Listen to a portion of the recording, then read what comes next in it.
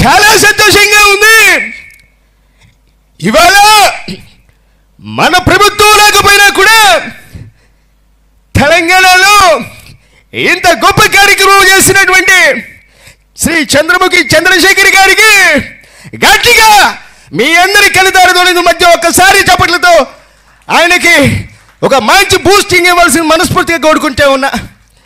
నేరేళ్ళ వేణుమాధవ్ గారి గురించి నాన్నగారి హయాంలో ఎప్పుడు చెప్పేవారు. చాలా మంచి మిమిక్రీ ఆర్టిస్టు.